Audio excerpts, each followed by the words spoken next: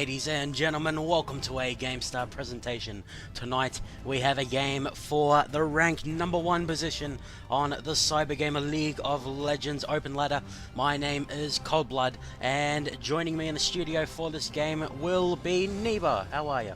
Hello, ladies and gentlemen, and Coldblood. Thank you for having me on this beautiful Wednesday evening here. As you said, it is a battle between first and second. And for the coveted #1 spot on the CGO ladder, we are currently in the ban phase at the moment, just going through Coldblood. But I have to admit, I'm a little nervous. My second cast with you, and it is my first cast since pre-season, so I do apologise if I'm a little rusty and I do mess up some calls. But hey, we're gonna have a bit of fun at the same time. No, you'll be fine, my friend. We can do this. So we are into the champion select already, ladies and gents. Had to move the client a little bit so it was in line. Apologies for starting a little bit late. That's all my fault. And I made a colourful euphemism in the lobby as to why I was late, but we're finally in now. For those who are unaware, we do black out the summoners just in case the players are being a little bit sneaky. And immediately a shout out to Quantum Vincier, who is greeting us in the Twitch chat. Shout out to you, buddy. Vegas XXX going for Deathify, and Galaxy doing a little bit of trolling. He is a very talented graphic artist. So we'll get into the game here, Neba. The Baylieve guys, they defeated Real Talk Gaming last week to take the #1 spot, and now Real Talk at the #2. They want their position back, and they're going for it right now. Yeah, that is very true. And Real Talk, this isn't just a revenge match. They did have to defend the #2 spot as well, which they have done. So they have won one game since losing the #1 spot. Baylieve, however, are on a 2-win streak, so they have been challenged once and have not let that position up. So it's going to be very interesting to see what happens between these two teams. Looking at their win-loss ratios at the moment, Real Talk have played a total of 14 matches and have gone 12-2, so quite an impressive record.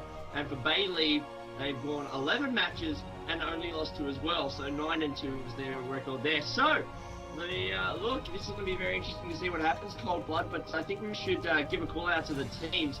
For Real Talk Gaming, the challengers, we have Brendan Ward's Diem,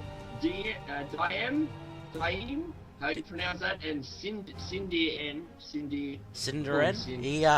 I used to think it was Cinder and like New Zealand, but he took the Z off to add the RTG in. And yeah, for the Baylieve guys, we'll have Astro Boy, Liggy Bro, 123 Peace, Frozenking, who was Sasuke, and Deathify. So we've seen both of these teams numerous times on GTV2 here, Neebs. I know you've been recovering from some surgery, so I'll forgive you for not keeping up with the goings-on of the Australian scene. And we're rocketing through the champ select here, so we'll quickly go through it. Oriana, Lucian, and Renekton were banned out by Baylieve. Not too surprising at all to see the Lucian ban out. He has been incredibly strong in IEM, in Korea, even in pub games. He is a very strong champion, so unfortunately we're not going to get to see him. Renekton and Oriana very strong in the top and mid as well. And for the Real Talk Gaming guys, we'll have Riven, Vayne, and Zed ban, so they do not want to get assassinated, which is definitely fair enough. Yeah, that's very, very true. And for the guys in Twitch, it may not be the mic that's stuffing up, but maybe the internet connection over Skype, which is causing a bit of the hassles. But we'll find out as the night goes along. Hopefully we're not too... Oh, I can understand you, buddy. I think we're alright. Not too laggy. No, we'll see how we go. But looking at that, though, it's very interesting to see those the bans. I wonder if any of them are actually specific target bans here. And Cindy just taking a little bit of time here before he puts his he's going to just take it over with him, but he's going to be very quickly see what he goes for. But Coldblood, what are we expecting here? What do you think he'll go for? Well, both of these teams are very highly skilled, so I'm expecting an absolute bloodbath after a little bit of passive play, if I had to say. Both of the mid laners particularly are very skilled, and the junglers do like to get both of those guys ahead. So we have gone through the picks already. Deathify is getting a lot of pressure on him, Neeps, in the Twitch chat. So yeah, we'll have to see how he goes. Shout out to Dongadil, who joined me for a cast test in a show match I did, which was directly after the preseason changes came in. So we'll have to get him applied and do some casting with us, Neebs. We'll go through the picks quickly because More we're already merrier. at the end. It will be Severe, Lee Sin, Annie, Narcissus, and Syndra for the Baylieve guys. I'm excited to see the Syndra, and the new Narcissus is looking very sexy, so you'll enjoy seeing that one, Neebs. For their comp, we would expect Annie to be at the bottom lane with the Severe, and the Lee Sin and the Narcissus are interchangeable. They could go whichever way, wherever. No, I don't know what I'm trying to say. They could switch those if need be. And for the Real Talk Gaming guys, they've picked up the Shyvana, they've got Olaf, and Lulu, Ziggs, and Ezreal. So I'm excited to see Lulu. She's one of my favorite champs personally, Neebs. So we'll have to see how that goes. Ziggs is very interesting as well. He got some recent changes which vastly increases his pushing power. His mines, his passive, and his ultimate just obliterate minions. And his passive, which is the enhanced auto attack every few seconds, it does more damage to towers. So they've really relegated him into a very strong pushing role. So we'll have to see if DM can do that.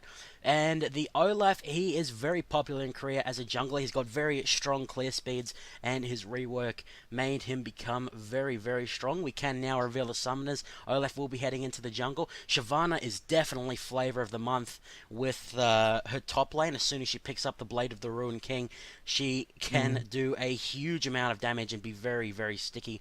Or they can rush a Sunfire Cape and farm up to that aforementioned Blade of the Ruined King, and it will be Narcissus at the top with Lee Sin in the jungle.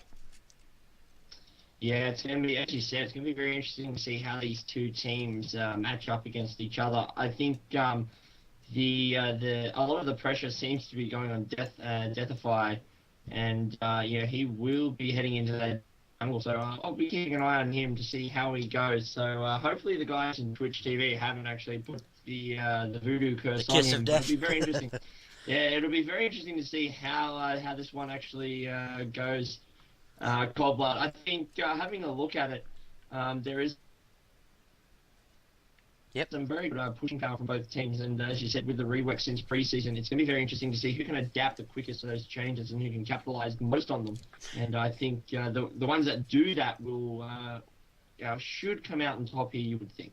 Yeah, definitely a game of adaptability. It's an interesting point you raise, Neebs. Both teams do have very, very strong pushing power, and of course they did reduce the early first blood gold as before 2 minutes it's worth nothing, and then almost nothing, and then scaling up to 4 minutes until it's the full go again. Towers, of course, don't give as much globally. They give more of a reward to the people actually involved in the pushing, and of course towers have bonus armor before 8 minutes to stop that or make the 2v1 less prevalent. You're not able to get the towers down quite as quickly.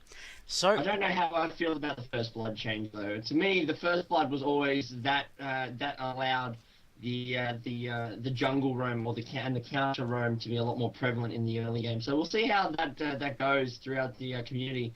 It was aimed at sorry to interrupt you, Neebs. I'll just give you some context so you can maybe adjust your opinion. It was made to try and lessen the impact of very one-sided level 1 fights.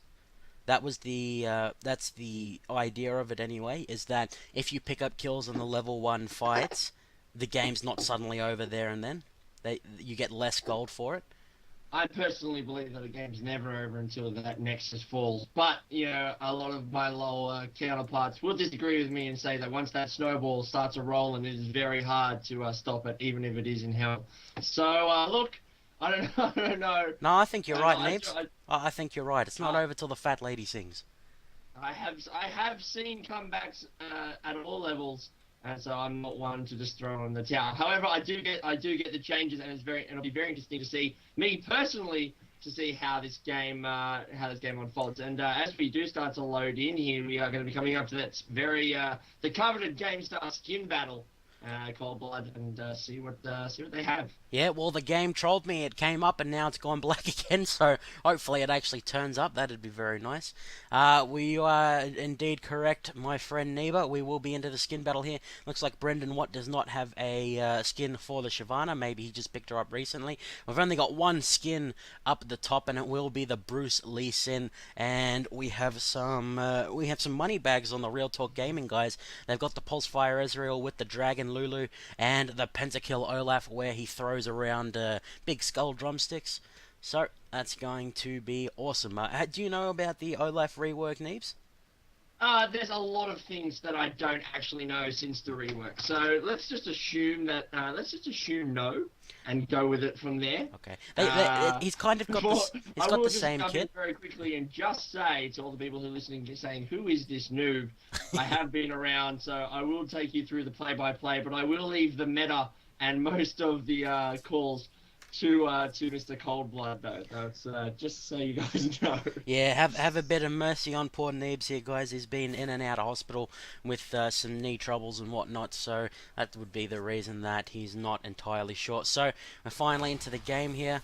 We'll have to see what the teams decide to go with the trinkets here, Neebs, as we'll get the things down the bottom here.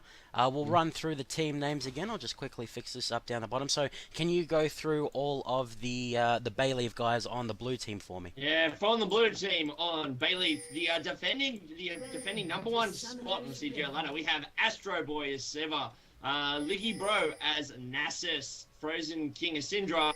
The Annie, Frozenking, yeah, Peace is the Syndra. Yeah, that's right, sorry. I just went from top to bottom. Syndra's Peace, and Frozenking is Annie, and Deathify is Lee Sin. I hate just looking at that. But for the other team of RTG, the Shiva is Brendan Watt, Lulu Warlords, Gear is taking Olaf, DM is Ziggs, and Sindern, whatever we call him, Sin. We're just going to call him Sin, is Ez.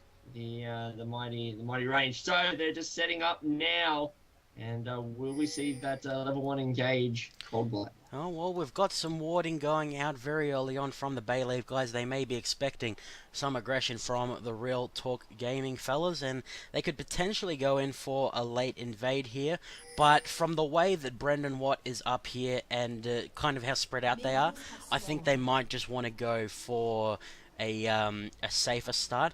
By looking at the trinkets here, Neebs, we can see there's no, what is it called, the blue one, the sweeping trinket. There's none of those at the moment. We have some more reds, which is to sweep out wards and traps and whatnot on the Real Talk Gaming side, and we got 4 warding trinkets for the Baylieve guys. So we'll have to see if the Real Talk Gaming guys can control the wards with the extra 2, what are they called, sweeping lens, and then there's Oracle lens and the warding totem. The warding totem. It'll be very interesting to see if RTG use their red sweeping lenses. I mean, having a look at that, you would think it's kind of setting them up that they want to be in control of the wards. They want to control vision and deny that vision to the other side, that is Baylieve. So it'll be very interesting to see how this goes, and just to be able to see how that. But it's also good to see that Lulu picking up the new Spell Thief's Edge,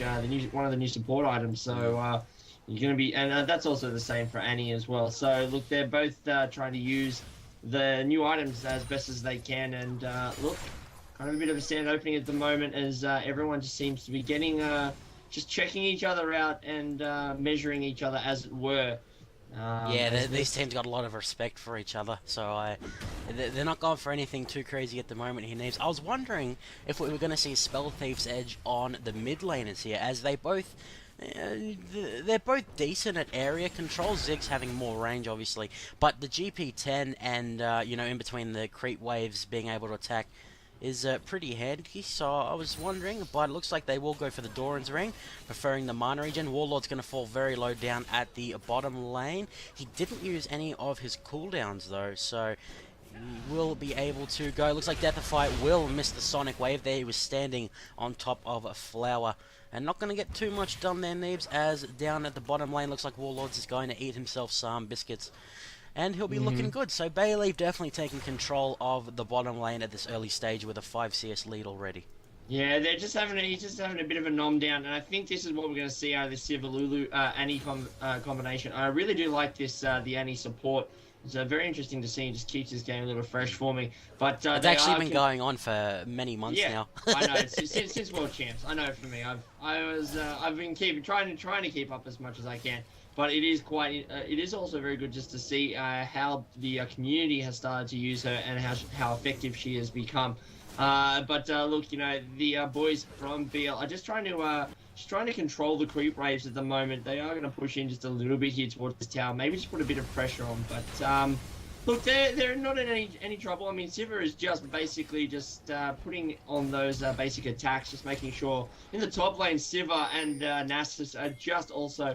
They're checking each other out. Oh, down at the bottom lane here, Neves. We have both junglers involved here. The barrier immediately goes out from Astro Boy. Sonic Wave will land on Cinderin for Deathify. Going to pick that one up and flash for good measure as Olaf will pick up a kill. Frozenking falling lower and lower. Warlord's going to pick that one up. So it ends up being a 2-for-1 in Real Talk Gaming's favor there.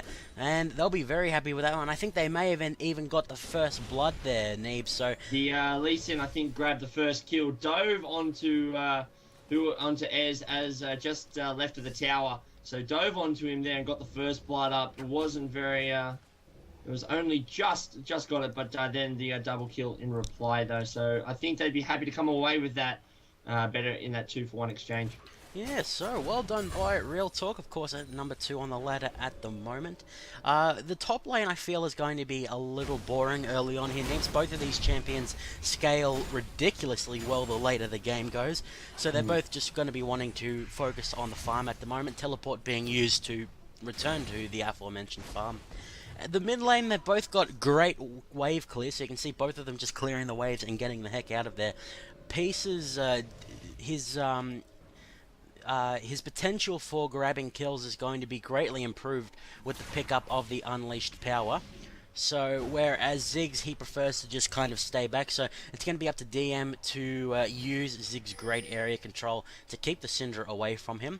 Now, Olaf, he 1-0-1 and he's going for the health. You saw the damage potential there, Neebs. Once he picks up his ultimate, he can pop that and become an absolute monster in the damage at the cost of his built-in defenses. We can see the tier is picked up by Cinderin on the Ezreal, so he's opting for the blue Ezreal build, which gives him some great kiting and mobility, which is a very smart decision against Liggy Bro 123 on the Narcissus. I'm wondering if their damage potential will suffer for it, though. To be fair, RTG, they've got a lot of damage between Olaf, Shyvana, and the Ziggs, so yeah, I think it's warranted. It's hard to escape a Narcissus. Yeah, so what you've basically told me there over the past 2 minutes is that bottom lane is going to be the lane to watch, and the other 2 lanes are basically just going to be keeping themselves in check until we start seeing the movement from the other lanes. So I think I would agree with you from there as well, Cobb, as we do see that Siva is in a 12 CS lead here. And look, that Olaf is coming down bot lane, so we've got to be very careful here, because he's going to be very dangerous. Willie trying to throw the axe, grabs the slow onto the Siva, but they won't dive into there. Look, and he did enough damage. Oh, they could pick up Lulu, won't get it though. But there is the Olaf. Will jump on Annie, still finishes it off. Here comes Lee Sin, jumps into the fight, forces them to back out, still grabbing the kick. There it is. And Cold Blood, he is not done yet, as Cinder also wants to join this fight. Oh, Cinderin going to fall lower and lower. He will get taken down by Peace there. Did not even need to use the unleashed power. That was a great turnaround from Baylieve. Was looking very dangerous for them initially, but they dealt with that absolutely perfectly. And it looks like Warlords may be in some trouble here. Deathify has a lot of health. He can tank this tower for a while. On the Hunt has been popped by Severe. Exhaust goes off on Deathify. He pops the Dragon's Rage and uses the whatever Lee Sin's W is to get out of there. So very back and forth here. Bayleave doing a fantastic job at kind of turning around the early mishap. So Deathify, he was given some confidence in the Twitch chat, I guess, and the confidence said Humpbot. With Gear doing kind of the same thing, but Olaf doesn't possess the same mobility as the Riku. So it's a little bit harder for him. Yeah, Lee Sin's W as well as Safeguard or Safeguard, Iron. yeah. That was on the tip of my tongue, but I couldn't think of it. Yeah, that's alright. It's better than calling Ezreal's Arcane Shift Flash for an entire game. I do remember that. They were very unfair to you about that good times, good times. But look, this is a very interesting match, very close. 700 gold is all that is in it at the moment, as we do see Lulu popping the totem here to destroy the ward in the tri-bush at the bottom area. And look, and like I said, they were going to be very in control of this vision. And really, there's only one ward up for the side that is Baylieve. So even though they're up in front at the moment, the vision all belongs to RTG. Now it's going to be very interesting to see how this vision war continues on in towards late game. Who will take it? Okay. But I think look, I really think with 3 reds to be used, we'll be seeing a lot of that. But look, the game is progressing a little slow at the moment. There is no real major aggressiveness on the towers, as you said. But we are past that 8-minute mark, so that bonus armor is going down. As I do say that, the mid tower is being pushed, however, by Olaf and Ziggs. Syndra will come in, force them back out, but that tower has lost about half that HP. And now, as everyone is at that level 6 stage, things are about to get interesting, as we're about to see possibly an engage just near Dragon. No, it was, we saw the Ragnarok pop by Olaf, which is when he starts glowing red and swinging his axes around, but it was disengaged by Baylieve there. They realized the 40 AD, I think that's what it is. It is indeed 40 AD that Olaf gains would make him very, very strong, and they did not want to go up against that. Is the Dragon Rage available? It is indeed. Looks like bottom lane once again going to be the focus here. Cinder and Warlords, they've got to try and hold on this time as we see the engage over in the mid lane. Nibs, that was so close. We're going to jump back 15 seconds and see what happened there. So hit the backspace. And we'll see exactly what happens. So DM, he was waiting in the bush. The ward is going to go off. The Ziggs ultimate is only going to do 80% of its damage. The damage goes back and forth, but Peace is going to walk away with that one, as the Dragon going to be started up by the Baylieve guys. They came here ready to defend their spot. Look, as we went in the replay though, there's been a massive engagement. Simba picking up a big triple look, that's going to shift the game. We may have to backspace again here, I think. Oh, but have a look what happened. Okay, so yeah, there's the boomerang, there's the triple blade you pointed out, Neebs. So are you back on live? I am on the live. Alright, so I'll come and join you. So Dragon was picked up by Baylieve at a 3.3k gold advantage now. And I mean, with a Narcissus on their team, they're already a ticking time bomb, so they're quickly accelerating to a strong mid game. I'm not really sure what Real Talk Gaming can do at this point. Although Brendan Watt, he almost has the most CS in the game. Looks like he will be going for the Sunfire Cape, and he can easily jump on top of poor Astro Boy on the Severe, take him down while ignoring everything else. So the Real Talk Gaming guys, they're not out of this yet, and DM doing a fantastic job of farming himself. He's almost up to the Grail, and like we pointed out before, Neebs, both teams capable of pushing and counter-pushing very well. So the Real Talk Gaming guys, they can definitely stall out, and Blue Ezreal himself, he ends up becoming quite strong and almost untouchable once he picks up a few items. It looks like the aggression may be going on here in the mid lane. As the boys in Twitch chat, Nasus is on currently 16 stacks at the 12-minute mark. So just a little bit of trivia for them. But at the mid lane, though, there is a bit of action here. They are just being very careful about these gauges. RTG cannot really lose another couple in a row. They have to win the next couple to put themselves back in contention. I wouldn't say they're out of this game, but they are definitely at a disadvantage into this mid phase here, Cold Blood. And look, it's going to cause them a bit of grief if they can't work their way back into this match. Yeah, we need to see some more presence from Gear. He's been doing a good job of being in the right place at the right time, just unfortunately is getting outmaneuvered by just the overall damage and control that Annie, Lee Sin, and Severe bring. And Peace, I mean, we haven't even seen the unleashed power apart from that 1v1 Black Ops in the jungle. Syndra's power, particularly when she reaches level 12, level 11, is going to absolutely skyrocket. So it's definitely down to Real Talk Gaming to try and react properly here. As the bottom lane is going to fall, we see the Tibbers instantly go off. On the hunt has been called. Synderen going to fall lower and lower. The Wild Growth may just save him. He gets shielded up by Warlords as Gear is in here doing a lot of damage. Beautiful work from Warlords to save both himself and his AD carrier. Now Gear is going onto Astro Boy. The barrier popped perhaps a little prematurely. That was fantastically done by Real Talk Gaming. Well done, Warlords. Wow, what could have easily been everyone dead, it turned into an everyone survived thanks to the epic shielding there. And look, they were very, I'm not going to say they were lucky to get out of that, but man, had he missed that shield, he would have not have survived that one. So look, they all be back. We'll have to drop back quickly because this top lane tower is being is having its pressure put on. So the question is, will they be able to get it here before they get back into the lane? Ezreal will arcane shift in. Sivir really wants to drop it. Will they get two? Yes, they will. Here comes the Ziggs ulti though. Will just miss them, but they're not done yet. They will chase after them. The Annie will get away. Oh, Lulu's just missing. And they should get away here. Oh no, the arcane shift followed by the combo. There's a great stun from Annie with that, but here comes Olaf. Oh my god. Cold Blood, they just are not going to give up here. They should be rewarded, you would think, with a great axe throw from Olaf. Sivir, however, will get out of there. But look, they did lose 2 towers for 1 hero kill. Still not the situation they would have liked to find themselves in. But at least they were able to get something out of this, and we'll look to regroup. Yeah, that was fantastic use of the spell shield by Astro Boy. He actually blocked the Mega Inferno bomb. It definitely would have taken him low enough to be taken down there. So, well played by Frozenking to get his AD carry out. That was a very difficult situation to be in. He almost sidestepped the undertow from Gear, but it was very well placed and does end up landing there. So we see Deathify checking the enemy's red. It is, of course, not there. He does have himself the Ancient Golem, as does the Olaf. So they'll be looking pretty good in the farm. It's difficult to say what's going to happen in the mid game here, Neves, because we've got both top lanes farming up an absolute storm, doing a very good job. It looks like Brendan Watt will be jumped on by Deathify and LiggyBro123. He has been withered.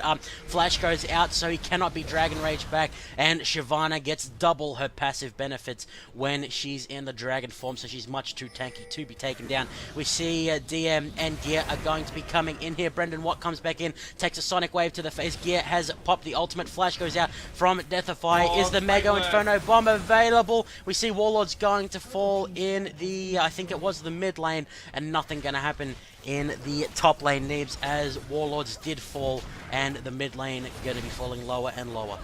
Yeah, but that mid lane turret is also falling very low, and the boys from RTG forced to back off from that top lane and come and help defend, but they will get out of there, Baylieve, just in the nick of time, with actually quite a lot of time to spare. But they wait for the next creep wave, and here they go. They are going to put pressure on here.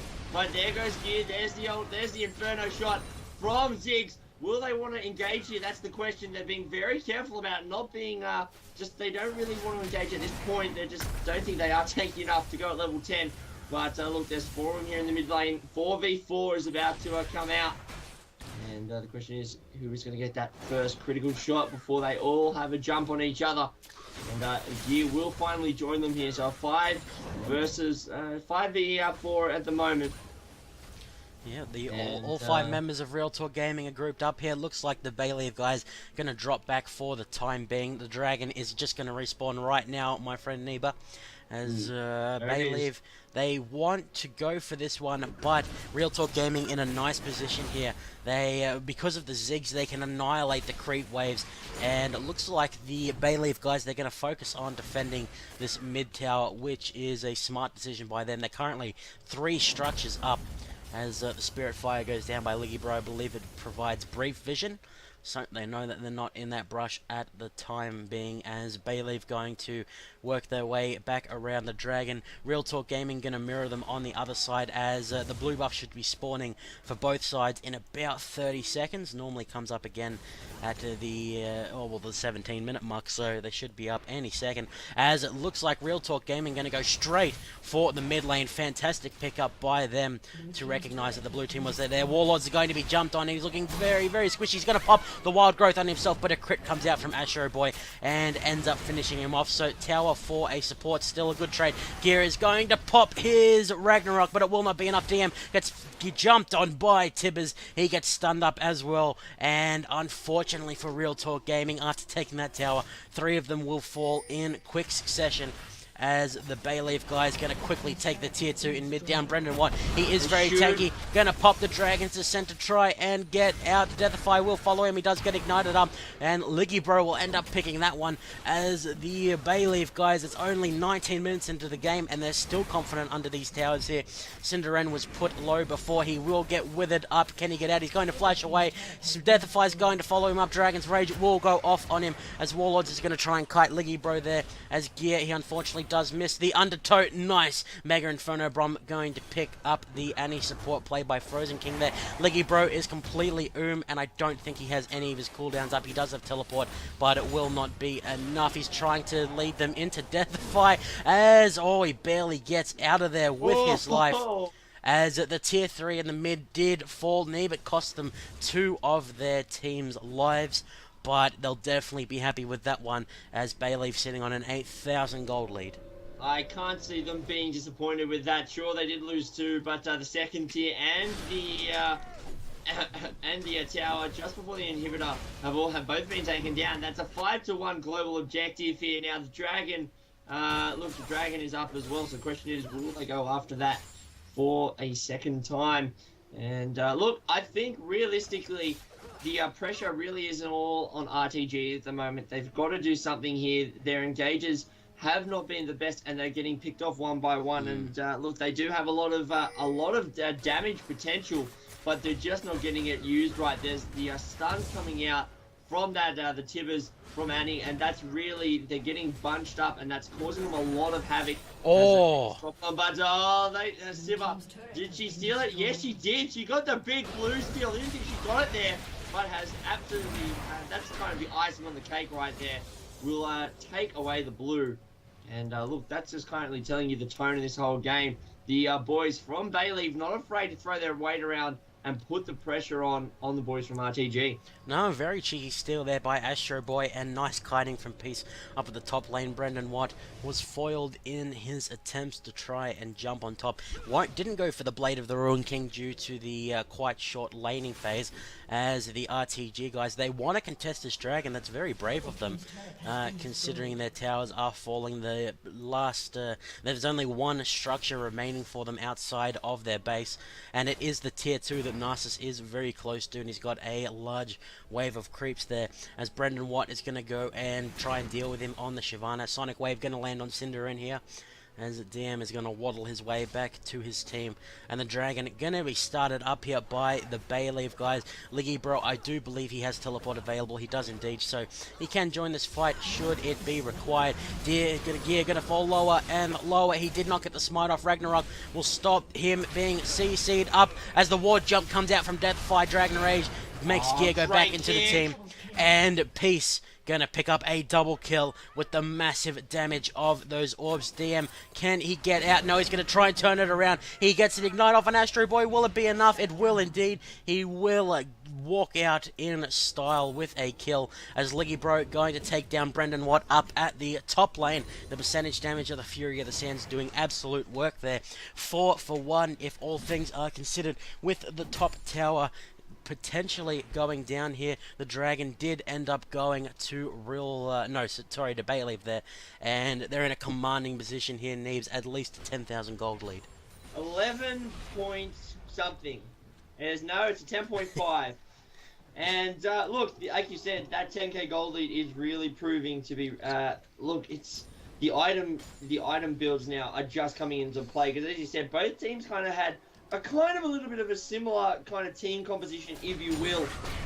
They all rely heavily in the late game. They all scale very well, but the item advantage now is really coming into play, and it's really hard for RTG to get back into this game. Cold Blood, what do they have to do if they're going to get back into this one? Do they have to focus on getting a couple of objectives? I think one of their problems at the moment is that they're trying to pick off Bayleave one by one, but look, they're staying together as a team right now, and that's causing this causing it very hard for them to be able to get any kind of picks off here. No, they haven't had a single 5v5 fight. It's always been Real Talk kind of being in the wrong place at the wrong time, and just some nice sonic waves from Deathify, and catches them out almost every single time. The inhibitor going to be started up by Baylieve here. That was a really nice Mega Inferno Bomb going to soften up the enemy team quite a bit, as Brendan Watt going to try and get into the team here. Gears falling lower and lower. He's going to pop the Ragnarok, but he's not going to be able to do enough damage.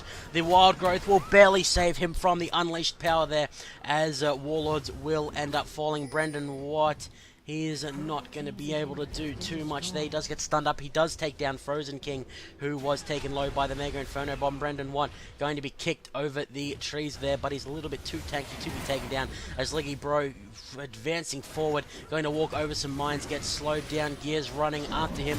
I believe the Wither is on him. No, it is on Syndrome. Gear going to be falling low. Peace unstoppable with finishing that one off. Astro Boy going to flash forward, get the boomerang, and a last auto attack will secure that for himself. As Baylieve, they could go straight for the jugular, but it looks like they are wary of their low health. Will back off after I think it was 3 for 1 when all was said and done. Yep, the foot is on the throat, however, they have not pushed down.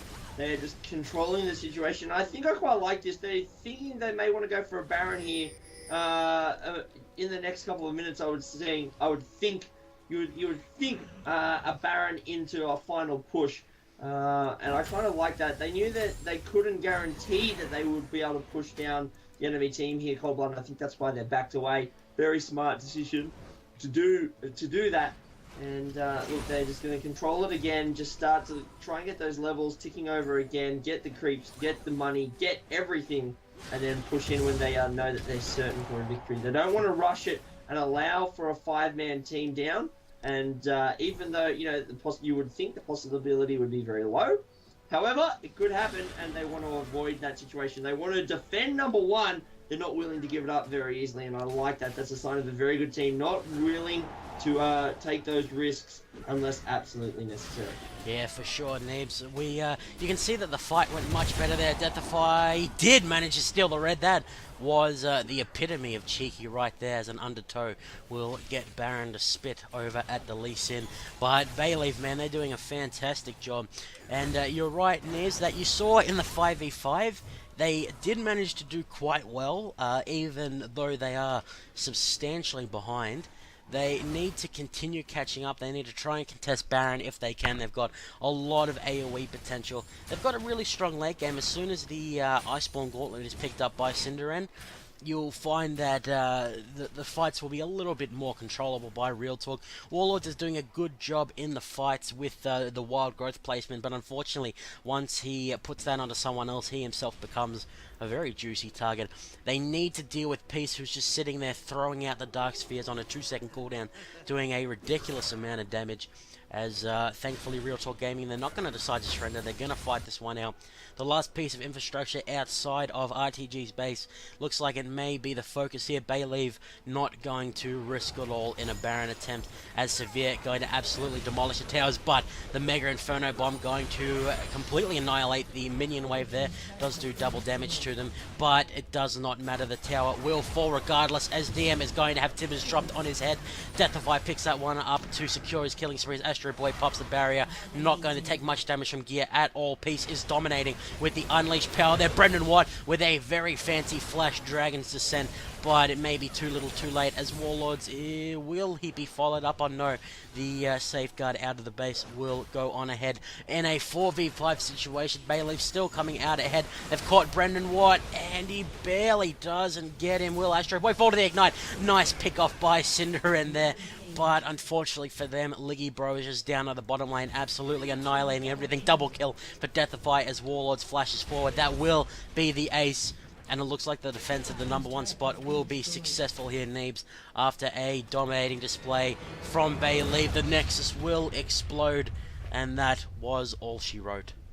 Yep, there's the surrender. 27 minutes, 45 seconds is all it took.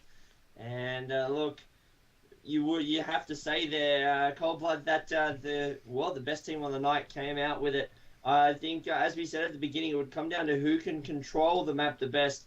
And I think, and look, that was definitely Baylieve. They did that, and I haven't had a chance to do the joke, but they believe they can fly, and they have taken defended their number one spot on the CGO ladder, and rightly so. I think that was a very interesting game, a good team comp into some great team fights there. And I think what I liked the most, especially about their team fights, was the fact that they didn't rush the engages. They waited. They just waited and waited until they got that one pick. And then as soon as they got the pick, they pushed their advantage, and it put that pressure on RTG. And unfortunately for RTG on this night, look, they were taken out. But don't expect them to be down for long. I'm sure that they will go back to the drawing board. They'll work out what they can do better. And I'm sure we'll be seeing them in the top spot in the near future, or at least be challenging for it if Baylieve has anything to say about it. So, yeah, they had a great showing, Nibs. I have to say, like, Real Talk Gaming, despite the fact that the odds were against them the whole way through. I mean, if you look at the CS, DM and the top laner, who was Brendan White, they did a great job. It was just kind of later on. The bottom lane was, I really don't know what Cinder and Warlords could have done about that. They got they had their wards cleared out. Lee Sin was constantly there. The damage potential of the boomerang blade from Severe is just so intense, particularly when both both passes land, thanks to the stunning of Annie. And of course, Annie puts out so much damage. So it was fantastically played by Baylieve. RTG, they've definitely got the means to beat this team. They just need to figure out what they need to do. Hopefully this VOD will help them needs. Hopefully you can join me for their re-challenge. Oh man, I what can I say? I do love my LOL, and I love my FPSs, and I'm trying to get as much as I can. For those of you who do know me, and you may not know that I was in hospital for a knee reconstruction and then had to go back because it got infected. Hence why I've been away for a while, and hence why I'm a little bit out of it at the moment. But I'm trying to get back into it, Cold Blood, and thank you very much for having me on this number one night. And look, I look forward to doing it in the future, and in the future I look forward to being a little bit less of a noob every cast I do. Okay, so Galaxy saying arrow to the knee. We'll end on that point. Have a wonderful night, ladies and gents. The VOD will be up on our Facebook. Have a wonderful week. This is Cold Blood and Neba signing out. Okay.